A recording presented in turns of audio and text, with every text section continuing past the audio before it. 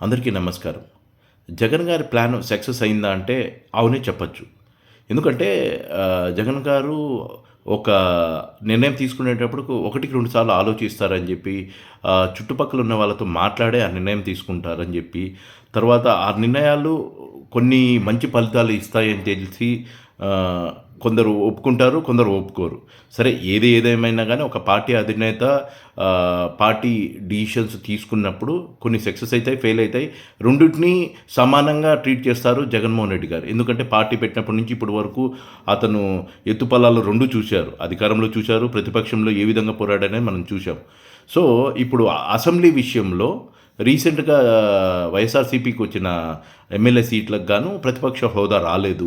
హోదా రాకపోవడంతో ఇంగా ఆబ్వియస్లీ ప్రతిపక్ష హోదాకు ఇవ్వాల్సిన సమయాన్ని ఇవ్వరు అనే ఉద్దేశ్యంతో జగన్మోహన్ రెడ్డి గారు ఏమన్నారంటే, అసెంబ్లీలో రెండే పక్షాలున్నాయి కదా!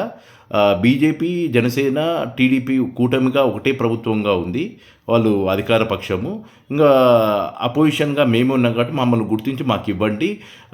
ఆ సమయాన్ని మాకిస్తే ప్రజల సమస్యలను ప్రభుత్వంకి చెప్పి ప్రభుత్వం నుంచి సమాధానాలు ప్రజలకు చేరవేస్తాము అనే ఉద్దేశంతో ప్రతిపక్షానికి ఇవ్వాల్సిన టైం గురించి అడిగారు. అది ఇస్తేనే వస్తాననే టైప్‌లో చెప్పారు. ఎందుకంటే లేకుంటే రారా అని అంటే మనము 2014 నుంచి 19 మధ్యలో జగన్మోహన్ రెడ్డి గారికి అప్పుడు 67 మంది ఎమ్మెల్యేలు వచ్చినప్పుడు ఒక ప్రతిపక్ష హోదాగా ఉన్నప్పుడు ఏ విధంగా అప్పుడు టీడీపీ ప్రభుత్వము బిహేవ్ చేసిందనేది మన కళ్ళ ఇప్పటికీ ఆ రికార్డ్స్ ఉన్నాయి, ఆ వీడియోలు ఉన్నాయి.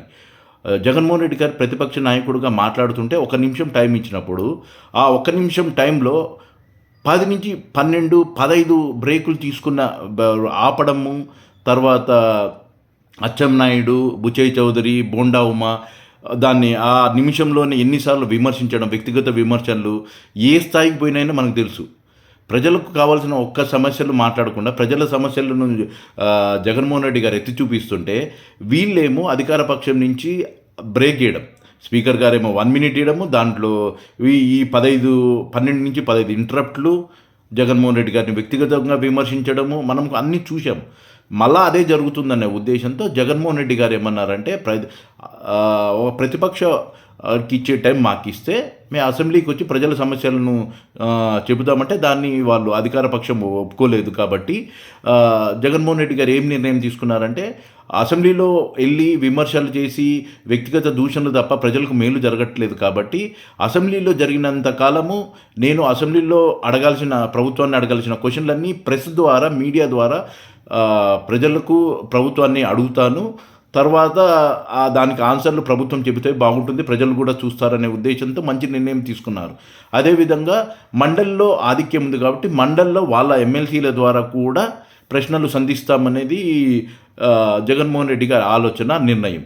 సో ఆ విధంగా మనం చూసాం. బడ్జెట్ అయింది. బడ్జెట్ తర్వాత బడ్జెట్ మీద జగన్మోహన్ రెడ్డి గారు ఏ విధంగా అంకెలతో సహా సవివరంగా ఏ విధంగా ప్రజలకు అర్థమయ్యే విధంగా వివరించారు, ఏ విధంగా ప్రశ్నలు అడిగారు, ఏ విధంగా ఎలక్షన్స్ ముందు కూటమి ప్రభుత్వం చంద్రబాబు, పవన్ కళ్యాణ్ ఏ విధంగా అబద్ధాలు చెప్పారు, 14 లక్షల కోట్లు, 18 లక్షల కోట్లు శ్రీలంక అవుతుందనేది, తర్వాత ఏ విధంగా విమర్శించారు పెట్టుబడుల విషయంలో కానీ, తలసరి ఆదాయం విషయంలో కానీ, జీఎస్టీ విషయంలో కానీ, వాళ్ళు చెప్పినవన్నీ అబద్ధాలని చెప్పి వాళ్ళ బడ్జెట్ ద్వారానే తెలిసిందని చెప్పి అంకెలతో సహా ఎవరి టైంలో పరిపాలన బాగుంది, ఎవరి పనిలో ఫైనాన్షియల్ డిసిప్లిన్ జరిగింది, ఆర్థిక విధ్వంసం జరిగిందని ఎలక్షన్స్లో ముందు చెప్పినవన్నీ బడ్జెట్లో ఏ విధంగా వివరాలు ఉన్నాయి అనేది. ఎందుకంటే బడ్జెట్, అసెంబ్లీ అనేది అధికారిక లెక్కలు, అది లీగల్గా శాంటిటీ ఉంటుంది.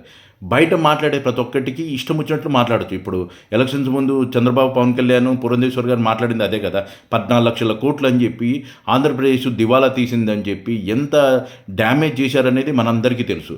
సో తీరా బడ్జెట్లో చూస్తే 6 లక్షల చిల్లర, 7 లక్షల కోట్ల వరకే తేలింది.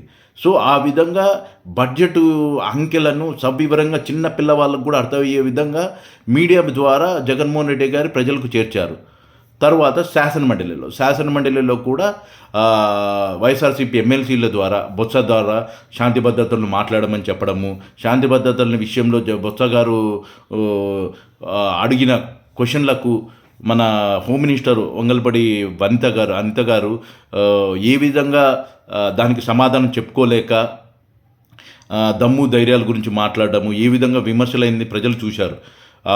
శాంతి భద్రతల విషయంలో ఏ విధంగా ఫెయిల్యూర్ అనేది అదే కూటమిలోకి సంబంధించిన పవన్ కళ్యాణ్ గారే ఆహ్, చెప్పారు గదా! లా అండ్ ఆర్డర్ విషయంలో ఫెయిల్యూర్ అయ్యారు, శాంతి భద్రతల విషయంలో ఫెయిల్యూర్ అయ్యారని చెప్పి. ఆ విషయమే బొత్స ద్వారా ప్రభుత్వాన్ని, హోంశాఖను, హోమ్ మినిస్టర్‌ని అడిగారు. ఏ విధంగా రిప్లై అయ్యారనేది ప్రజలందరూ చూశారు.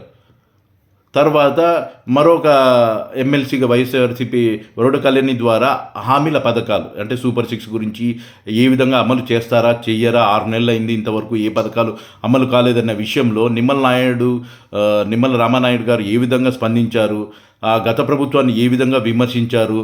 తర్వాత చివరికి వాళ్ళ నోట్లోంచే ఈ పథకాలు మేము అమలు చేయట్లేదు అనే విషయం వాళ్ళ నోట్లోంచే చెప్పడం, అది ప్రజలందరికీ అర్థమయ్యే విధంగా టీవీలలో చూడడము, వీక్షించడం ద్వారా ఈ విధంగా జగన్మోహన్ రెడ్డి గారు అతను అనుకున్న విధంగా ప్రజలకు కావాల్సిన విషయాలు వాళ్ళ నోటితోనే, వాళ్ళు చేసిన అబద్ధాలు, వాళ్ళు చేసిన హామీలు వాళ్ళే ఏ విధంగా చెప్పేది విధంగా, ఇప్పుడు అప్పుల విషయంలో ఏ విధంగా అనేది వాళ్ళ నోటితోనే చెప్పించారు.